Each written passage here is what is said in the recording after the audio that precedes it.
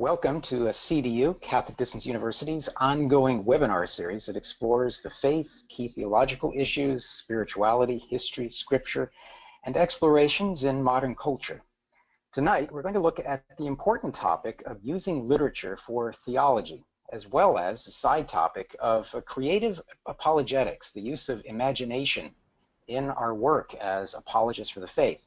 We're going to discuss our theme with two professors who have just developed a new course for CDU on that very subject. I'm talking about Dr. Holly Ordway, who is professor of English and director of the Master of Arts in Apologetics at Houston Baptist University.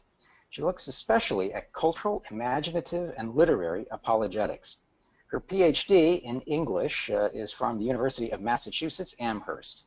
She also holds an MA in English from the University of North Carolina at Chapel Hill, an MA in Christian Apologetics from Biola University, and a BA in English from the University of Massachusetts.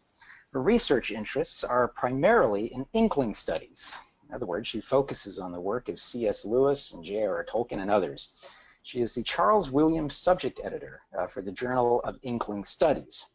She's also working on a book about J.R.R. Tolkien's modern sources. She's also written a very valuable and interesting memoir called Not God's Type.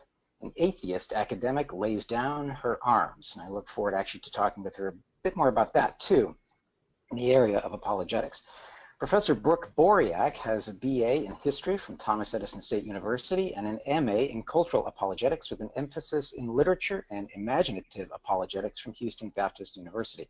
She's published in the Journal of Inkling Studies as well as Transpositions, Theology, Imagination, and the Arts. I'm also joined as moderator tonight by a face very familiar to anyone who's been enjoying CDU's webinars over the last couple of years. I'm talking about Dr. Peter Brown, who is Academic Dean at CDU. For your information, I am Dr. Matthew Bunson. I'm on the faculty of CDU. And also, just a full disclosure, I'm a lifelong fanatical student of J.R.R. Tolkien, and I also very much enjoy C.S. Lewis. So welcome to all of you tonight, and thank you so much for being here. Well, I'd like to get us started by first inviting you in the audience that if you have any questions, please do not hesitate to post them in the box to your right on your screen. We're going to try to get to as many questions as possible tonight, and at the end of the evening, we're going to be giving away some free prizes as well as a few surprise gifts. So why don't we just start right off with a question for Dr. Ordway, and that is, what exactly do you mean by imaginative apologetics?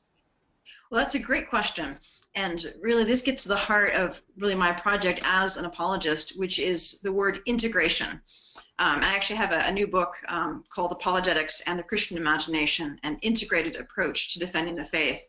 And that word integration is really key because it means using both reason and imagination in the work that we do. Now, most of the time when people talk about apologetics, they really easily think of reason. You make arguments, you use logic, you use evidence, and that's really important. But imaginative apologetics tries to bring in the missing piece, as it were, and that is to engage our capacity for imagination, to look at the way that we form meaning, the way that we understand concepts, the way that literature and the arts can help us to connect the dots when we're looking at these big concepts. So, Dr. Brown, you want to chime in here? Sure. So, so that's interesting, and I guess when you talk about literature and stuff, are we talking? What are we talking about primarily? Are we talking about great books? Are we talking about Aesop's fables? Are we talking about more modern stuff? But are we just in general talking about kind of the for lack of a better term, the accepted canon of English literature that's taught in all major universities and every English major worth his salt or her salt knows? I mean, what are we kind of talking about there? I mean, is everything equally useful for apologetics? Yes and no. To answer the first part of your question, when I talk about literature, I'm really talking about our capacity as humans to engage with stories. Stories are the way that we're made. Scripture is a story. That's how God chose to reveal himself in his written word, through stories, through poetry. The Bible is full of poetry. And so stories are really part of how we function as human beings.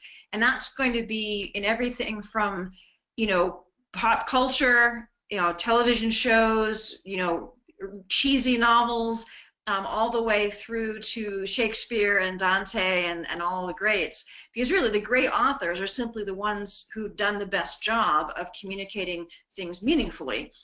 They're kind of the top of the pyramid. So the fact that they get studied in our English classes isn't like a special badge. It's more a case of, well, here are the guys who really did a good job at what we're all doing. And that includes, very much includes, people doing this sort of thing now. I mean, I'm a poet, and so I'm attempting in my own way to contribute to modern literature, hoping that people will actually read it and engage with it, because we're storytelling creatures. We need stories to figure out who we are and make sense of this crazy world we find ourselves in.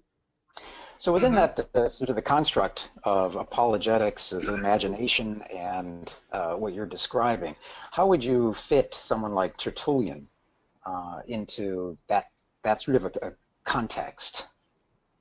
Well, I mean, he famously says, you know, what has Athens to do with Jerusalem? He's sort of seeing a divide between these two areas. And I think, first of all, he's a bit of a curmudgeon, and we always have to grant that curmudgeons, you know, heighten contrasts in order to make a point. And I think the point he's trying to make is that we need to be thinking clearly about what our faith is and what our faith teaches. And it's not the same thing as, say, pagan philosophy. And in his particular context, he may have seen people not really drawing some distinctions they needed to draw. But I think in the bigger picture, we need to say, okay, well, we need both Athens and Jerusalem. We need to be able to see what each one contributes to the whole. Well, and talking about pagan culture, any discussion of apologetics has to eventually turn to someone like Augustine, who was grappling with so many of the questions at the time of the worthiness of Christianity and what was its value to what was a declining pagan environment, a pagan culture. So to sort of carry on that question, for someone who's a professional apologist, what is the value of Augustine? Well, I mean, he's an author, for instance, that has just done so much theologically, you know, for the church, for understanding of the church. Now, I'm not a theologian, so I will just let that whole massive part of his legacy be for the theologians. But then as a literary apologist, I teach his Confessions in my Ancient Philosophy and Culture class. And we look at the Confessions as an example of the first memoir. And of course, as you mentioned, I've also written a memoir. It's a really neat thing to be part of a genre that goes all the way back to authors, you know, like, well, we didn't always say that St. Paul and St. Luke are the first people who are doing Christian memoirs, as it were. But Augustine is the first one who really does a full-fledged psychological, spiritual memoir. And it's really interesting to see the way, for instance, that he grapples with the Aeneid. And he pushes back against it at various points. You know, why should we care about what Dido is doing? But the neat thing, though, is that even though he's pushing back against his over-engagement with it, he also has a narrative in which he himself is enriching his own memoir by his interaction with the story arc of the Aeneid. And so St. Augustine really is showing us that way in which we as Christians need to be relating to non-Christian literature, which is in a kind of dance in a way. But is there too in Augustine and in the great apologists a sense of making direct contact, sort of establishing an encounter with the people of their time? And in Augustine's case, it's almost people of all time, with the Confessions, City of God. But that the importance of understanding the culture that you're writing for, but again, that lived experience of finding that balance. And I want to ask you, in your own memoirs, your own faith journey from atheism to the faith, how important being able to connect with an audience of your time is. It's vitally important, and that's why there can never be a single book that we just say, okay, this is it, we're done. Because each book is going to be giving us something important, but the way that we relate to the truth is different in each era. The truth remains the same. We have one truth, but every era has its own issues, its own kind of personality, its own complexities. And so that was something that encouraged me, as I was writing my memoir. You look at these great authors, say, well, if we've got St. Augustine writing his Confessions, who am I to write Macbeth's type? Be like, I'm a pygmy among giants. But St. Augustine spoke to his time, and he still speaks to our time, but he doesn't live in the 21st century, and I do. And so I've come a different path than him, and I can share that. And I think that's why we still need to read the modern authors, the best of the modern authors, because they're going to give us perspectives, and the ancient authors and the older authors are going to give different perspectives too. And we take them together, and they really help us kind of triangulate our place in the world. And are you struck by the degree to which, as pygmies, we still stand on the shoulders of people like Luke and Paul and Augustine and Justin Martyr? Yeah, I mean, that's the fantastic thing about being a writer. I mean, honestly, being a writer is just about the best thing ever. It's also the hardest thing ever. Sometimes it's the most agonizing thing ever, but it's the best thing, because you really, where else can you be in conversation with St. Luke, with St. Augustine, with all of these different authors through time, with Lewis, with Tolkien, and they're not dead in the way that we relate to them. We're engaging with their thought, we're dialoguing with them, and we're learning from them and then building with them. Yeah, we're going to take a quick question from the audience, because I think it's sort of apropos to our ongoing conversation here, and that is someone asked, do prayers and hymns count as literature? Dylan's Nobel Prize comes to mind. Yes, I would say absolutely yes. Absolutely yes. And one of the things people sometimes don't realize, they think, oh, we don't have literature these days, we don't have poetry. Yes, we do, because anybody who listens to music that has words is listening to poetry. And so absolutely yes. Well, and Pete, for the value of conversation here, the Psalms are a magnificent form of literature, but they're also prayer. And they're songs too. That's right. Right. Yeah. So, well, I mean that has been argued before, that actually some of the real places that you look for, engagement with Scripture in the Middle Ages, the commentaries are not actually, for all the good that's in them, are not always the most interesting thing, but really the hymns. And the way that they interpreted the hymn, that you can see how they were interpreting Scripture in their own day. So yeah, and the prayers as well. Sure. Yeah, I'm reminded too a little bit of one of the most recent doctor of the Church, Gregory of Narek, who's an otherwise unknown Armenian monk, I think from the 9th century, who in his Book of Lamentations was deeply influenced by the Psalms, but in his own poetry then it became a form of apologetic, especially in the rapidly changing environment of the Near East. So to your point then, Dr. Ordway, that the value of all forms of literature, but also being open to them, I should think. Absolutely. And we as Christians, sometimes we can get a little bit stuck on a particular form, like, well, we have to have, if we're going to have prayers, they have to look at the Psalms, or if we're going to have memoir, where they have to look at St. Augustine's Confessions. But we have this great gift of imagination, and we can find new ways to engage and new ways to present these things. And sometimes what seem like new ways really aren't as new as we think. I mean, now we have graphic novels, but then if you go back even not very far to the 19th century, it was much more common for Victorian novels to be copiously illustrated. Think of Dickens and the illustrations by George Cruikshank. So much more heavily illustrated books in the 19th century. Well, how is that different from graphic novels? Well, maybe not that much. Yeah, or the Paget brothers with all of the works of Sherlock Holmes. Exactly. That's right. That's right. Yeah, so if we're looking then at sort of a holistic or comprehensive approach to apologetics through the form of literature, you've just listed the Victorian era. So let's try to narrow this down a little bit. Who are some of your key authors for any would-be apologist to start in what is probably a very daunting task? Well, that's a big question, and I would actually start in terms of imaginative and literary apologetics. I would start with the two authors with whom I work in the modern era, which is Lewis and Tolkien, C.S. Lewis and J.R.R. Tolkien. And I would really start with Lewis, because Lewis is much more explicitly apologetical in his approach. And for a look at the way that he uses imagination as a mode of apologetics, you know, Lewis is well known for his explicit apologetics works like Mere Christianity, The Problem of Pain, but there's also the Chronicles of Narnia, which Lewis himself said were all about Christ, and they played a huge role in my own coming to the faith. And I have the great privilege at HBU of having as my colleague Dr. Michael Ward, which Brooke has also had as her professor in the program, who has done just this fantastic work of examining the Chronicles of Narnia in a book called Planet Narnia, where he looks at the way that Lewis conveys that the Chronicles are all about Christ.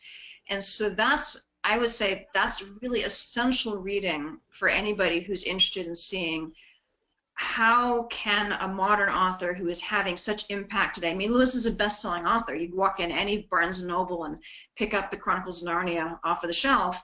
He's having an impact today. How is he having that impact? Well, that's really a work of literary apologetics, and we can see how he's doing that, you know, with Dr. Ward's insights into it.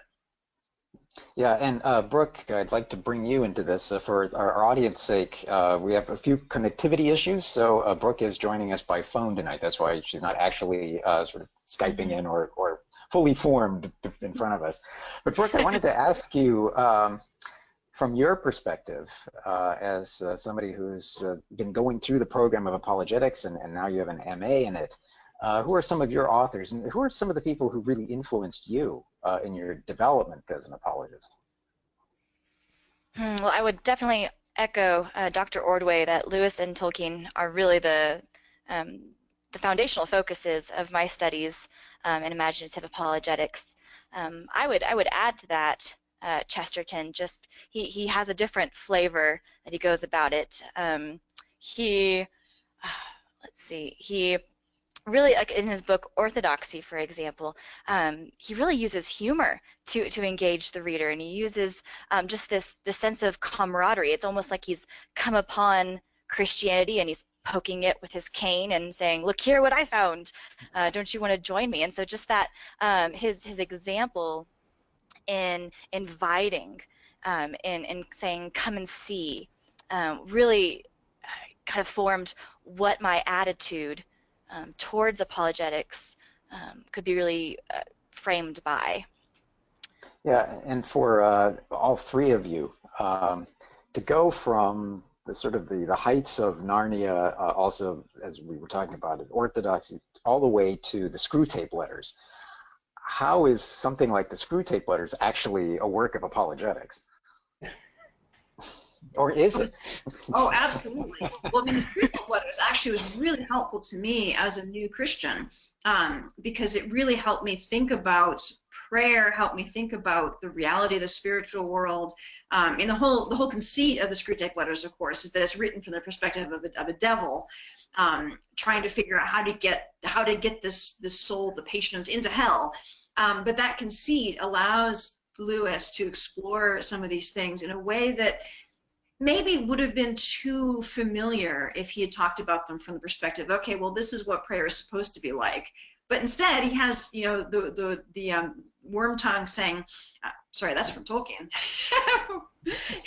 he's got his demon Screwtape trying to Wormwood. That's the one I'm thinking of. Trying to figure out how to derail the person's prayer life, and it really causes you to think, wait, have I done that? Have I fallen prey to that? And it kind of hits you by surprise, and it's got that element of surprise in a really sort of biting way. It's very, very effective. And no worries, we'll be getting to Grima Wormtongue before too long tonight, so if anyone in the audience is wondering. But we can even look at something like The Great Divorce by Lewis, which is very experiential. It's not overtly spiritual, but it still sort of qualifies as an exploration of humanity, which is one of the keys to apologetics, isn't it? Anyone? I'll turn this over to Brooke. Brooke. Yeah. Oh, yes, absolutely. I do. I think there's so many layers in The Great Divorce, that Lewis does such a good job of communicating those without you being even aware, that he's saying so much about heaven and introducing ideas about heaven that we may not have been exposed to before, saying so much about love, and about sin. So all these just these layers, that actually are founded in complex, theological doctrines, but he's presenting them through story, and so he's presenting them in a way that's going to connect with readers who maybe haven't had that theological background, but even those who have will be receiving that information in a new way that's going to delight them. They're engaged fully, they're emotionally engaged as well as intellectually engaged. So it's really, for such a small book, it's absolutely profound. And here's a great example of the way that he uses imagery to convey truth, because in that we have these souls who have gone into kind of entryway to heaven, and the spirits who come from heaven to greet them are more solid than the people who have come visiting up from hell. And in a way that turns on its head the idea that all too often, I, for instance, had when I was an atheist, that heaven is this sort of airy, fairy, insubstantial place, not very interesting. But Lewis turns that in its head. It's actually, heaven is more real, more solid. The grass is more grass, the water is more water, the light is more light than what we have, what we expect. And so he kind of shakes us up. Well, what was my idea of heaven? Oh, I really had the wrong idea of heaven. And as we explore someone like C.S. Lewis, and we've touched just briefly on some of his major works, how can we see in these works different frames or aspects of a brilliant apologist personality, but also their own journey in faith, but in grappling with the big issues that sort of brought them into the faith in the first place, but then that deepening, that phase of the deepening of the faith that we all need? Well, actually, I'll jump in again, if I may, which is, I think with Lewis, if we look at the very first work that he wrote as a Christian, he wrote The Pilgrim's Regress, which is a wonderful book, but it's one of his more obscure at this point because he wrote it as an allegory, and he even realized later on that he had made the allegory a bit tough to crack, so he actually had to annotate it himself for one of his friends, because nobody could figure it out, and he admits that he failed in this. So when he goes on to write later imaginative works, he doesn't go back and do this allegorical approach where there's a key and this image stands for this spiritual truth, because he's realized, although that was very appealing to him as a thinker, with his conceptual organizing of things, it wasn't really working for his reader. He needed to enter into it sort of more fully, and I think here we see a maturation of his understanding of the way that the imagination works. Yeah, and one of the things I actually heard about Tolkien was that he supposedly he hated allegory. Yes. He liked what he called applicability. So in other words, he liked, everyone was trying to draw these allegories from Lord of the Rings, that the ring was really the atomic bomb, or that Bilbo was really, in other words, it could be anything, and he didn't like that, but he did like the kind of applicability, and I don't know, is that accurate? Yes and no. Now Tolkien, when we call Tertullian a curmudgeon, Tolkien is also a curmudgeon. I love this man; he's just wonderful. Yeah. And Tolkien could be very emphatic when he wanted to be, and he would use hyperbole. So he said, I cordially detest allegory. I detest allegory wherever I smell it. But he actually wrote allegories, including Smith of Watton Major, in which he even identifies what the allegory is. So he actually himself writes allegories when it suits him. Right. What he didn't like was the allegorizing of things that were not actually intended to be allegories, like the Lord of the Rings, which is much more complex and much more nuanced. But that's a key word, Pete, applicability. And that's when he zeroed on, which is richer. And this is one of the reasons I love Tolkien so much. Applicability is such a rich concept because it means we can make connections. Is the Lord of the Rings about the war? No, it's not. Not World War I, not World War II. Does it have a lot to say about power and warfare? Oh, yes, it does. It has a great deal to say about it, and that's applicability. Yeah, so shifting a little bit to Tolkien then. For someone like Tolkien, he was still, we think of him almost exclusively these days as the Lord of the Rings, as Silmarillion, The Hobbit, but he was also, we can forget, a great scholar. One of his work in Beowulf, for example. So my question about that then is, how important is it to have that deeper grounding in literature, but in knowledge base, if you're going to be a good apologist? That's, you know, I want to say very important, but I also don't want to terrify future apologists. Because Tolkien was a genius, and I think we just have to admit that. He was an absolutely world-class philologist. He revolutionized Beowulf studies. He was brilliant. And I don't think that we all need to be that. I certainly hope not, because I'm not, in order to do our apologetics work. But I think we can see that this rootedness in a field and a knowledge of the field is really important, because Tolkien, his work on language, his understanding of language, really bore so much fruit in The Lord of the Rings, in the Silmarillion, in his imaginative work. He could not have written what he wrote, and it wouldn't have had the power that it had it not been for his lifelong immersion and work with language and with literature. And I think sometimes what we see with modern apologists is a desire to be kind of a jack of all trades but master of none.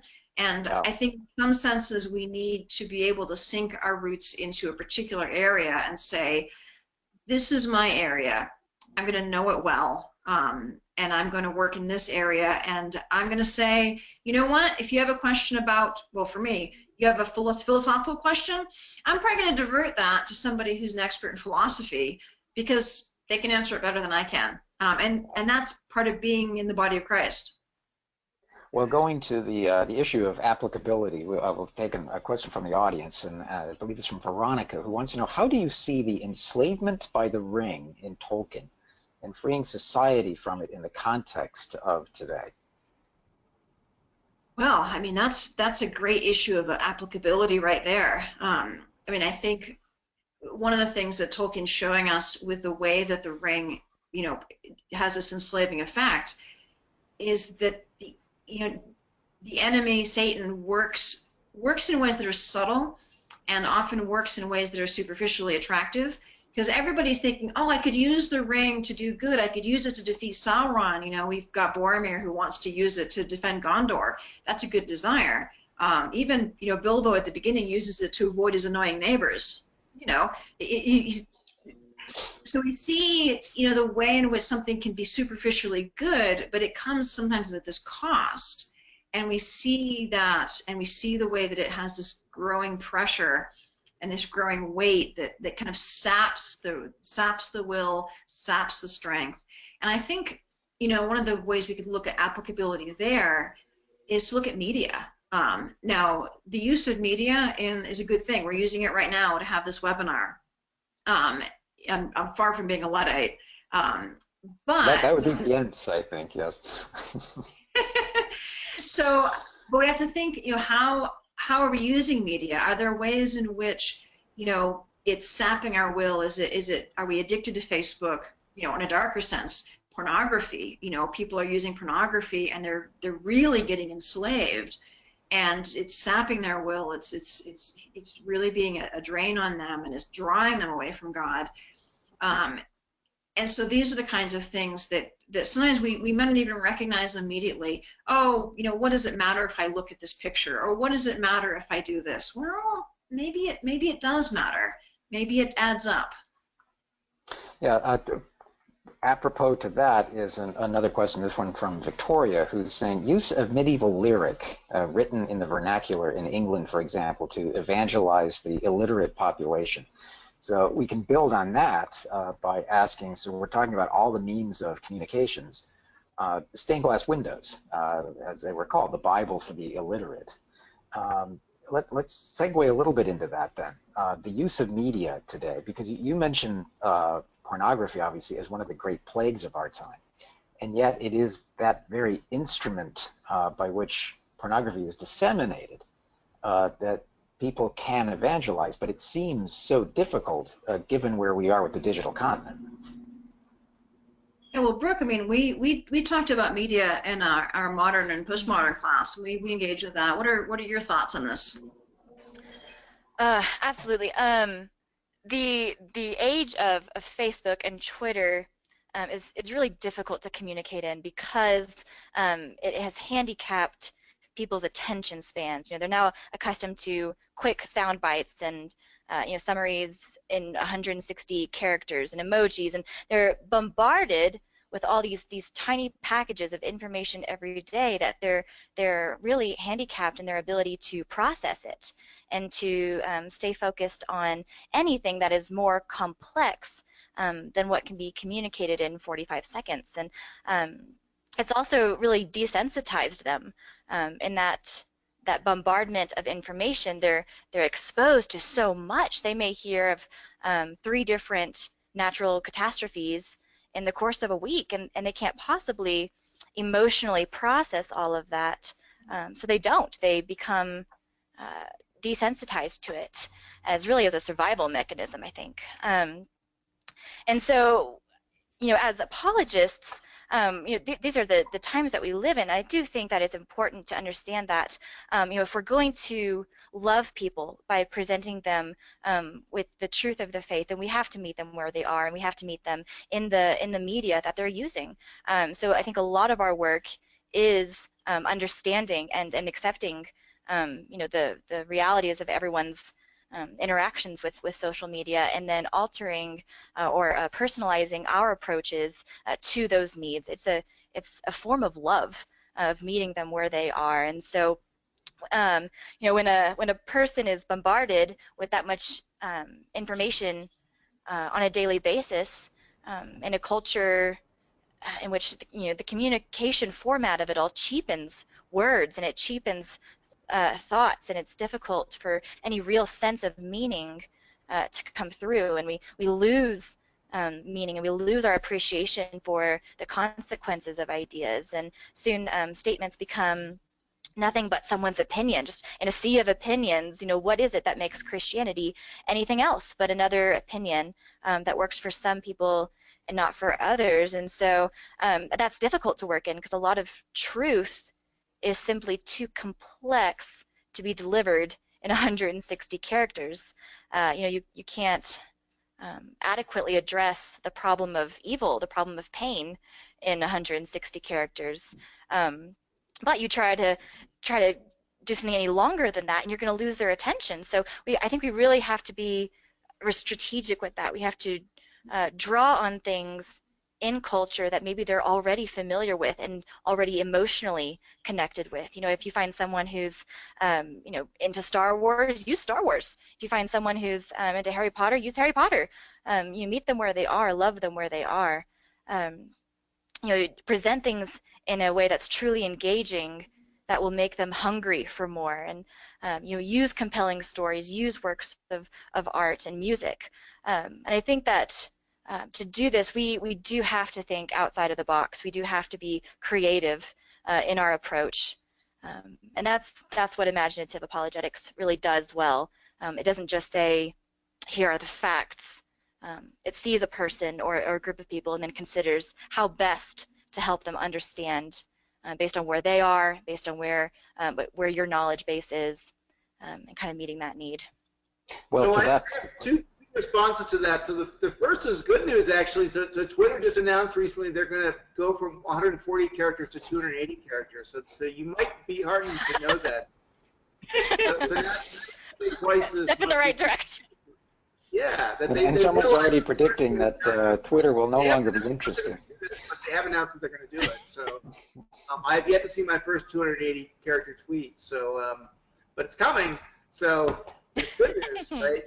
But the challenge is going to be, does anyone actually have anything interesting to say in 280 characters? Oh, right, exactly. So the other question is kind of just riffing a little of what you just said there.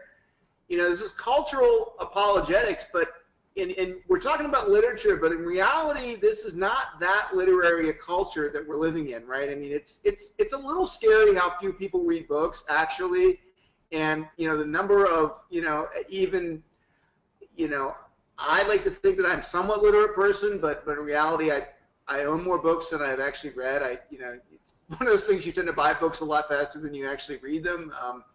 And I do spend a lot of time on the internet. I'm not going to lie. I spend a lot of time reading blogs and on Twitter and a little bit of time on Facebook. And I listen to music, and I watch a lot of serial shows, on, well, it's through Netflix and Amazon, but they're originally, HBO shows or FX or other types of series. And some of them are actually really, really well written. In my opinion today, if you look today, the very best writing you're going to see is probably for television. I mean, just in terms of pop culture. That's just my opinion. I mean, I don't know if you guys agree with that or disagree.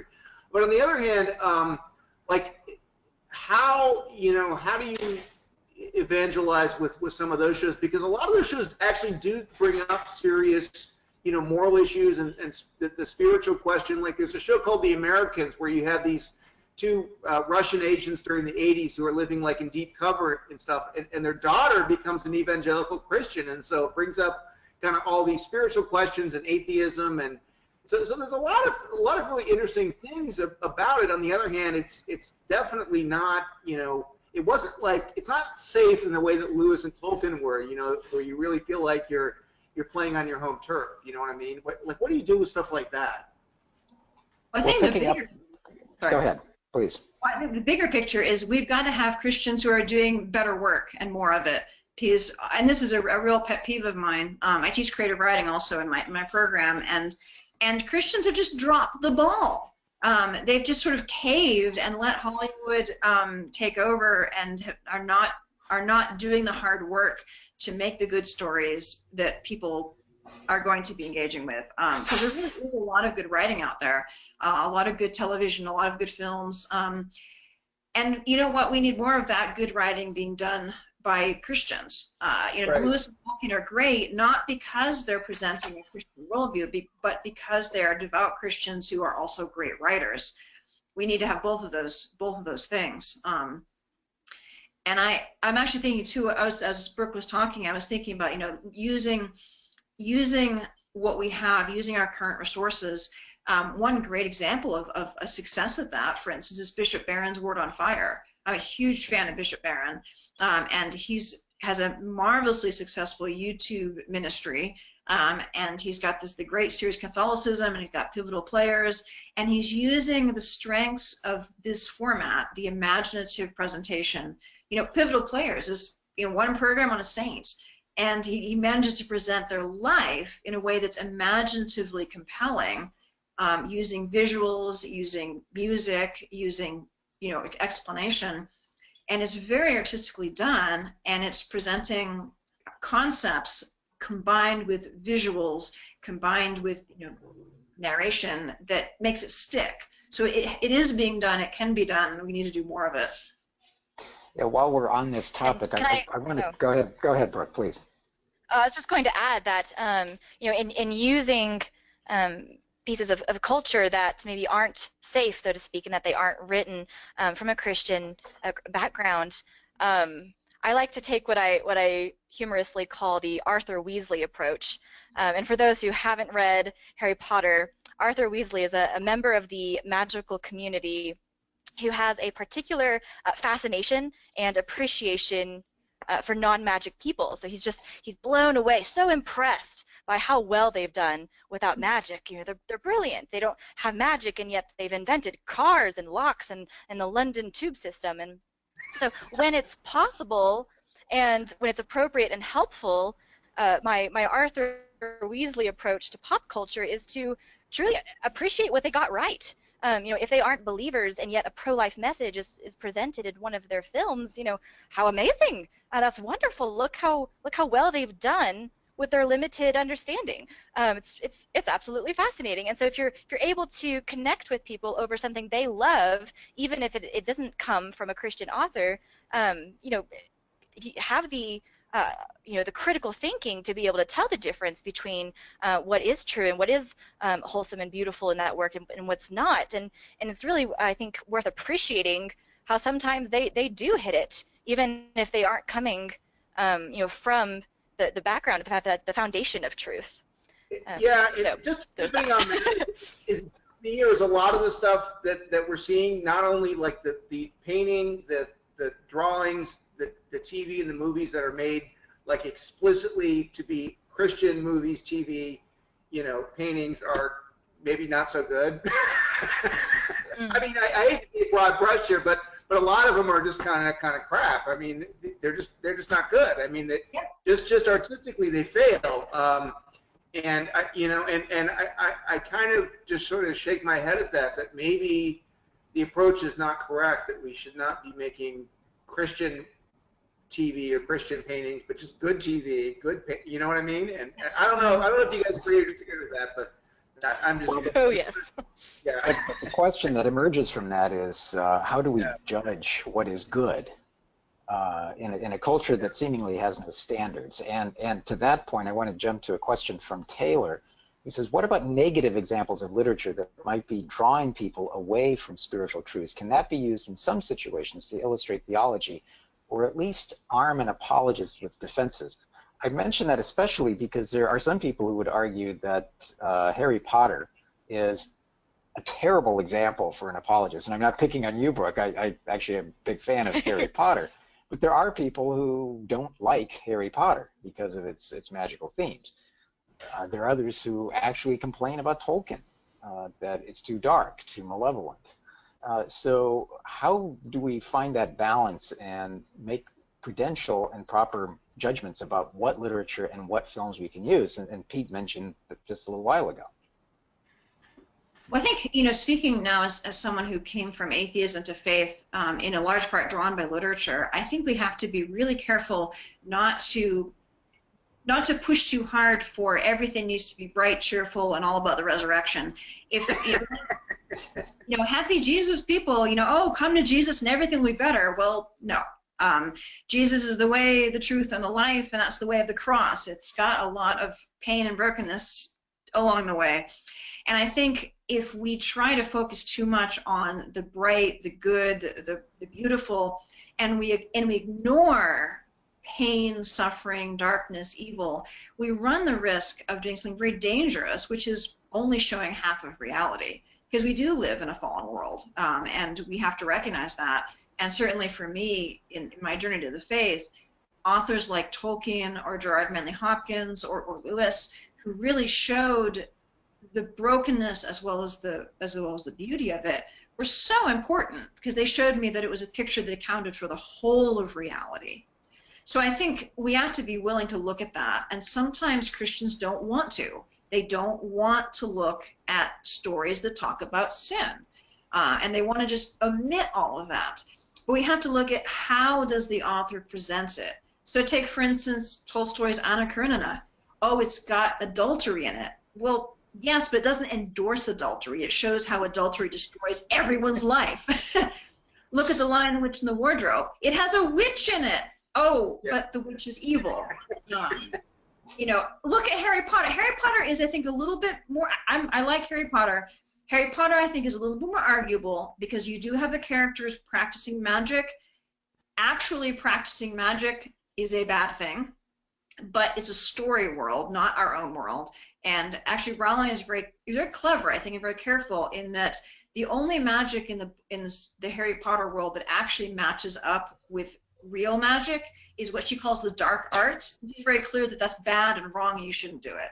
So even within the story world, Rowling draws a distinction that allows us to say, okay, you know, Harry, Hermione, and Ron, you know, they're doing spells the way we might, you know, do science. It's not the same thing. We have to look what is the message being presented. Now, if you look in contrast at something like 50 Shades of Grey, that's pornography, and we shouldn't read it. We shouldn't encourage people to read it, because it actually encourages people to, you know, read things and put images in their mind that are not good images for them to have in their mind. It promotes it. And that's different from having a story in which a character does something they shouldn't do and we see that it's wrong. And I think that's the line where we can draw that line. What is the perspective that's given in the book versus what the characters might be doing? Mm-hmm. And Well, just to while add we're to on the that, I would topic say of- that, oh, Go, please. Go ahead. I'll go for it. Just you know, in dealing with individuals, I think it's really important not to you know, die on the hill of Harry Potter or even of Tolkien. You know, if trying to convince them to accept those works of literature as good and something worth reading, that can sometimes that's not worth it. If we're after a better understanding of truth of the Lord, we don't want to try to fight for something that's not worth fighting for. So I would just say evaluate it on an individual level when you are dealing with individuals. Is this work of literature going to help them? Is it going to be beneficial? Is it going to give them deeper understanding? Or is it just going to prove a stumbling block and defeat the work that you're trying to do right now? I think that's kind of an important focus to keep in mind. Well, but to go to that point, the film versions of The Hobbit, for example, which were converted from, I think, about 130-page novel to 9 hours of film, that are universally judged to be far unworthy of Tolkien. Is that still, though, an entry point for conversation of apologetics if your average person out there has not read The Hobbit and is only aware of what some would describe as the monstrosity of the 3-part Hobbit? Well, it could be. It could be. I would have a hard time in that case because I simply think it's an absolute train wreck and they made a travesty of the book. Why did they do that? And actually, I really like Jackson's Lord of the Rings trilogy. I think he did a really good job with those, which is, I'm all the more alarmed and horrified at what he did to The Hobbit. So for me, that wouldn't really be a fruitful line of discussion because as a lover of Tolkien, it just makes me just really upset that they did this to The Hobbit. But as Brooke sort of pointed out, maybe for somebody else who is a little bit more sanguine about it might say, well, yeah, this is a good starting point. We can use this as a point to talk about some of the themes in the films and go for it. Well, as somebody suggested, really, go ahead, Brooke. I was just going to say, it really takes a level of sacrifice and death to self, but for the good of the kingdom. Well, I was going to say that somebody suggested that Peter Jackson's next venture will be the Silmarillion, and of those, he'll probably make 78 movies out of the one material. But in a way, it's looking at The Hobbit, looking at what Peter Jackson did with it, looking at the way that films and television are changing. We can think of The Sopranos, we can think of Breaking Bad. I know, Pete, you and I have had conversations about that. Sure. The Wire. Victoria asks, The Wire, yeah, which deals with really difficult material. But Victoria asks, do you think in our media-saturated culture that the way we understand narrative is changing? For example, are Netflix TV shows shaping our understanding of storytelling? I mean, think, for example, of arguably the two most popular, riveting programs that you can find out there for millions of people every week: Game of Thrones and House of Cards, which I don't think anyone here tonight would recommend for regular viewing. But they seem to be changing the landscape of how we do television and tell stories. I would say it's changing the way that television is working, but not the way we tell stories. And actually, I think the very attractiveness of these long arc TV shows actually is a positive sign. And we can go back and we can look. Like, I love The West Wing, great TV show. And I think it shows that people actually are able to take in complex narratives that unfold over multiple seasons, multiple years. I mean, this is the kind of thing that people didn't think you could do with television. That television was all about short attention spans. But look at what has increasingly been done with these complex plots, multiple arcs, multiple characters. This is all very good, and I think this shows that television is an exciting field. Now, the problem with something like Game of Thrones is it is pornographic, frankly, with sex and with violence. and because you can be pornographic with violence just as well. And it's titillating, it's voyeuristic, it's putting images that are not, I think, healthy for us to have in our heads. But that's actually that's a different issue. I think secular television is going in that direction because we're trying to get more and more shock value.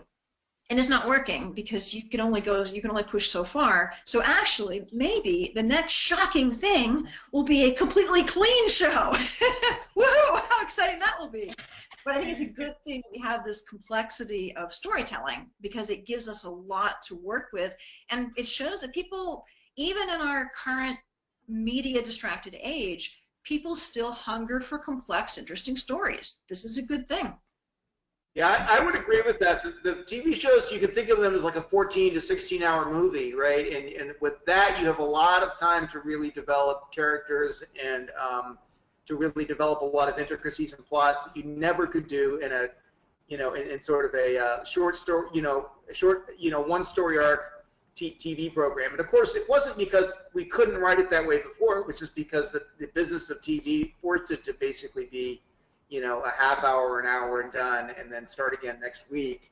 But yeah, so I would agree. I think television is probably better than it ever has been. Of course, there are plenty of bad shows out there, but I could definitely myself see referring to The Wire or something like that, or Breaking Bad. Breaking Bad's an excellent story for how someone the sort of the rapid moral descent of a person, and the trajectory of Walter White in that show, and boy, the Wire really, there's some really interesting characters in The Wire too, but it's there is sex in it. The language is horrible in cases, so I don't know. I mean, do Christian viewers watch it? I mean, I watched it, but is it a good? I don't know. To what extent do you engage in the culture, and to what extent do you become part of it? I guess that's kind of the eternal question, right? But I know if I lectured, not now, but maybe like 10 years ago, there would have been a lot of people in the class who watch it. So, I'd be silly not to refer to it if I knew about it. South Park the same way. South Park's a very, very intelligent satire, but it's also, the language is bad and it's extremely irreverent. So what do you do with that? I mean, they make some very good points, but I don't know. I mean, so maybe you guys have thought through these questions more than I have. I don't know, but I mean, it's a tough call. I mean, I think there are different issues. Some things are worse than others. So for instance, for me, I think the language issue is the least bad, because, okay, should we be taking the Lord's name in vain? No, we should not. Should we be using this language? It'd be nicer if we didn't, but I think that's different, for instance, from having images of sexual activity or images of gratuitous violence, because those actually, as human beings, at some level, we know it's fiction, but we also don't know it's fiction. You see an image on the screen, and it's so realistic now that there's a part of you that sees it and responds to it as if it were real. So I do think that violence and explicit sex do present a different issue than, say, language does. And I think, for instance, sexual themes present a different thing than actually seeing it displayed. So I think we got some different things there. And I think I kind of went through a detox period. I used to watch a ton of television, and then I kind of went through a couple of years of not watching television at all, and now I watch television again. But I found actually when I came back after the 2 years off that my sensitivity to violence had kind of reset. And things that didn't used to bother me actually now bothered me. I remember being really appalled by Indiana Jones and the Temple of Doom, which I thought was just, no big deal. And I'm rewatching it, and I'm like, yeah, it's horrifying. And it really called to mind the fact that you can get desensitized, and this worries me. And I think we can become desensitized far more than we realize. And I'm now much more alert to that, and I'm much more choosy about what I watch than I used to be. And I think as apologists, we need to be we don't want to be prudish, but at the same time, we need to be prudent in terms of how much do we expose ourselves to and for what reason. There's that line in the letter to Titus, right? All things are pure to the pure, right? But you know, that's always the thing. You know, how do you stay pure, right? I mean, that's the eternal question. Well, let's stay with that point, because we obviously live in a culture that is awash with Game of Thrones, with films that are clearly violent, that deal with severe sexual themes. So as an apologist then, we started our conversation tonight by the discussion of having that encounter, of knowing the language of the times. So how do we find that fine line as an apologist between sort of wading into the sewer of modern culture, but also being able to talk to someone who's taken up full-time residence there? I think part of it, we need to recognize what's happening in it. And in some senses, we're not uniquely violent in that sense, because now you've got all this violence, you know, we can watch on television. But if you go back 19th century, you know, public hangings, public executions, and that was the entertainment. Let's go watch this guy get disemboweled, like an actual, you know, an actual execution. Yeah, Shakespeare decorating going on right next to the plays, right? I mean, pretty much. Yeah. So we shouldn't, in that sense, this is kind of an ongoing problem. I think that the difference now is that it's ubiquitous, and also that the sexual element is much more in our face than it was. You know, Shakespeare's time, yes, were there prostitutes, you know, as you walk to the street, as you walk to the theater, yes, but you didn't necessarily have to see them applying their business, as it were. So I think in some sense we need to not get defensively horrified by the existence of these things. You know, not to go all into a flutter, oh, you watch Game of Thrones, oh, pass me the smelling salts, right? Be able to talk about it, but also say, you know what, I don't personally watch it because I don't think this is really good for me, but we can talk about it, we can be familiar with the outlines of it and address it in that way. So is there an aspect then of not necessarily calling people out, but actually becoming a kind of sign of contradiction for culture? And I'm thinking, for example, of Saint Telemachus, who by tradition strode right into the middle of the gladiator rings, the great gladiator contests in Rome, and was willing to die to make a point about the gore of it all. So is that one approach to it, or do we need to be much more subtle and clever today? Not that Telemachus was not bold or clever.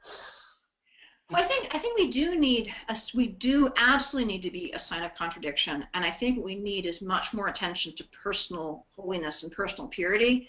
But what that can't be is the kind of prudish sort of purity that's squeamish and makes a big fuss about it.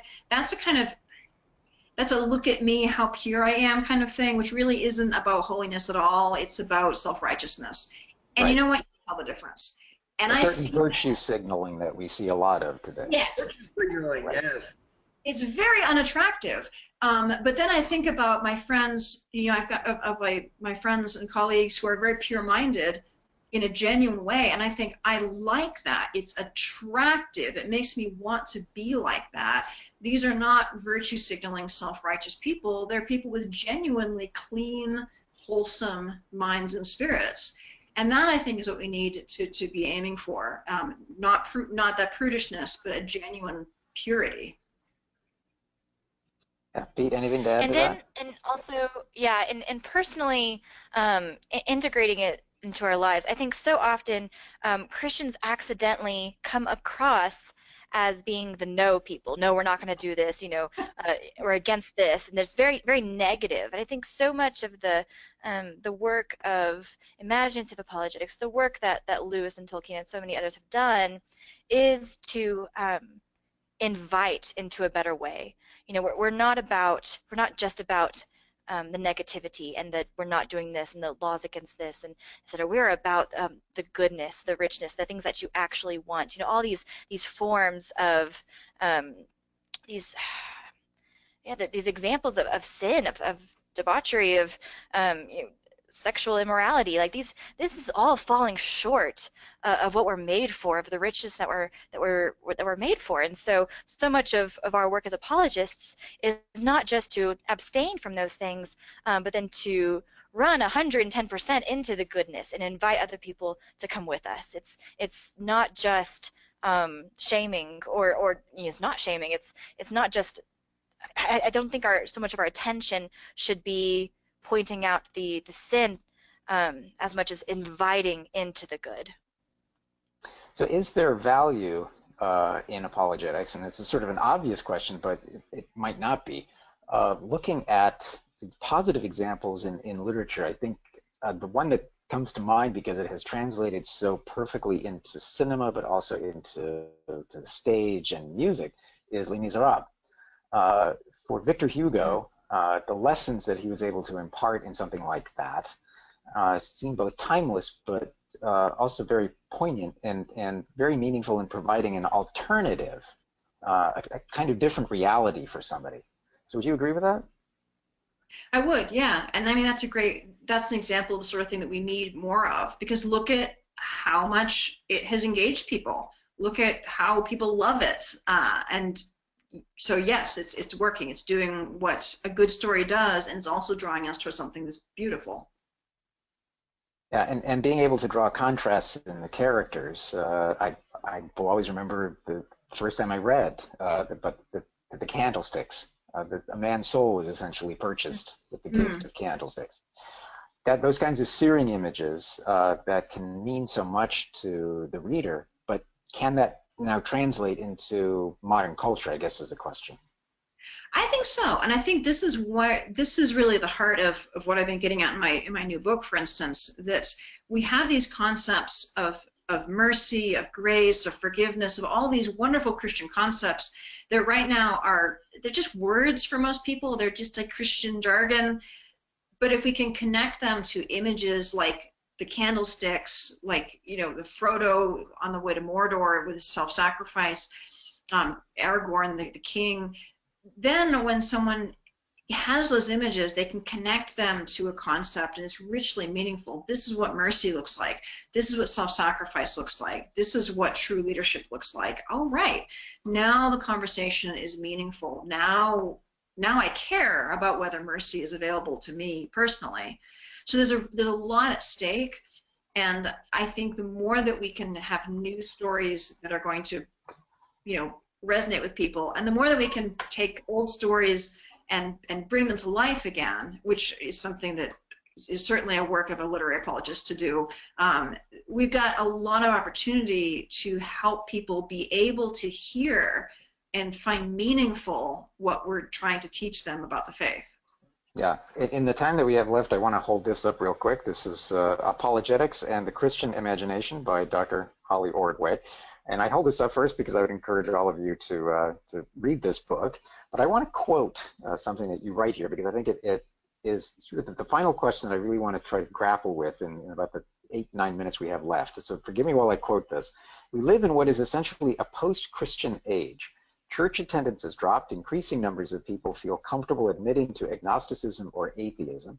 Every day, the media gives evidence of deep-seated hostility toward Christianity. And you add, paradoxically, we live in an age of unprecedented information access combined with widespread religious illiteracy.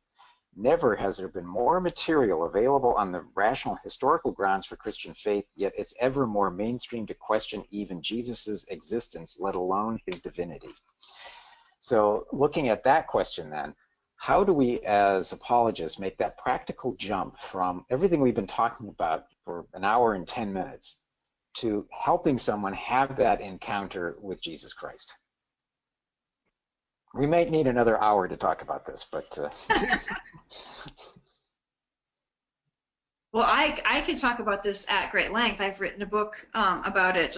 But Brooke, Dr. Brown, do you want to jump in? Let's let Brooke field that one. Oh, sure. As far as practicality, I think that something I appreciate so much about my training under Dr. Ordway with the HBU program, is yes, we dealt with so many of the intellectual questions, but something we also really focused on is understanding the times, understanding the individuals that we're conversing with, the culture that we're conversing with. And I think one of the most valuable lessons I took away from that program is the ability to discern what it is we're dealing with. Or is this an emotional barrier? Is this like what is it? You know, we mentioned this briefly when we were talking about media, but you know, talking about the information, they have overexposure to so much information, but because it's been so cheapened that they don't process it, they don't know where to put it, they don't know how to think about it or how to discern, how to critically analyze, and so Christianity can so often come off as yet just one more opinion that they habitually dismiss along with the rest. So as apologists, our way to love people is to behold them, see where they are, see what's inhibiting them. Is it emotional? Is it intellectual? You know, it's almost always a combination thereof. You know, what are the needs, and then let us think outside the box to creatively meet those needs. And so I think I've started rambling a little bit. I'm not sure if I stayed on your question, but I think, you know, in doing the work of Christ, in loving people well, loving them intellectually, spiritually, emotionally, loving all of them, really requires us to be creative, and to recognize the pitfalls and the challenges of our particular time and our particular era. So I'm reminded of St. John of the Cross's admonition that in the evening of our lives we will be judged on our love. And I think, you know, to make a practical connection, one of the things I think that we can do is we, in a way, have to help people ask better questions. People often don't know what their question is. And oftentimes when someone says, oh, how can you believe in God? You know, that's just a superstition. Well, before we launch into, you know, Aquinas' 5 reasons, 5 arguments for the God, like, whoa. Let's back up and let's figure out what is the question they're really asking. And maybe it has nothing to do with the existence of God. Maybe they actually believe in God.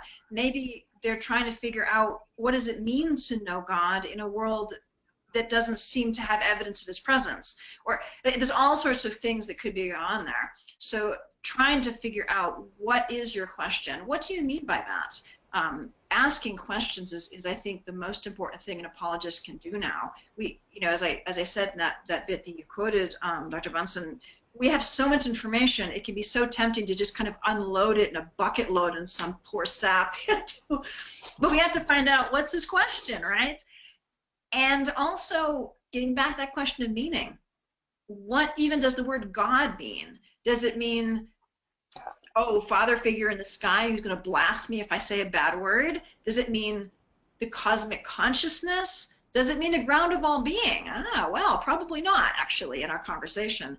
So we need to figure out what our words mean and what the people's questions are, and then we can start having that conversation with patients to lead them to answers to the questions that they actually have. Yeah, and understanding the language of the times sufficiently to have a baseline sense of what people can actually appreciate and understand, where they're coming from.